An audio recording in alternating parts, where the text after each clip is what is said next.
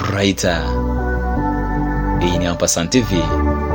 Uyu ni Justin Bieber aratubwira ati Ghost. Naho ngendera Laska Bruce nk'ibisanzwe.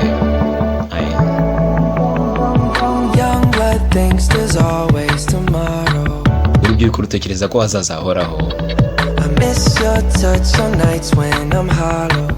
Iyo ni nyonyine nkumbura ukuntu wankoragaho. Yego ndabizi neza ko wambutse ikiraro ndetse njye ntashaka kugukurikira. Ariko kubera ko urukundo wasize aricyo kintu cyonyine nsigaranye, ndashaka kumenya neza ko niba ntashobora kuba nkwegereye, nzaturana n'umuzimu wawe, kubera ko ndagukumbuye cyane kurusha ubuzima. Ndetse kandi niba udashaka kuba iruhande rwanjye, urwibutso rwawe ruzanshimisha, kuko ndagukumbuye cyane kurusha ubuzima. Ndagukumbuye cyane kurusha ubuzima. Urubyiruko rutekereza ko hazaza horaho.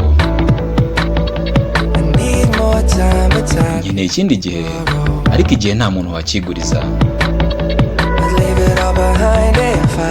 Ndetse ibintu byose nabisiga kugukurikira bibaye bishoboka.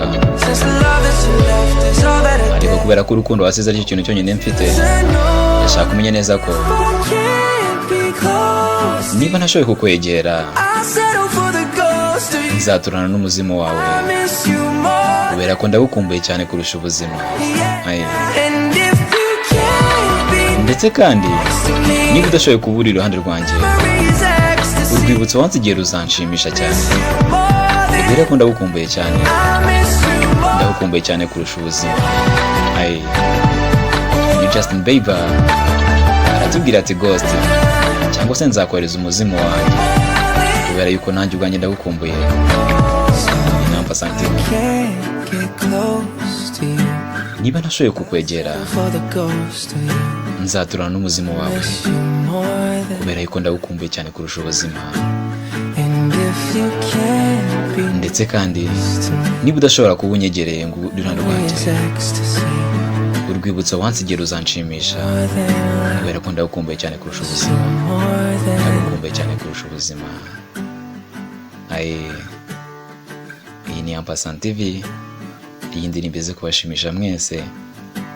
Stay blessed guys. Umenye neza ko Laska Bruce abakunda.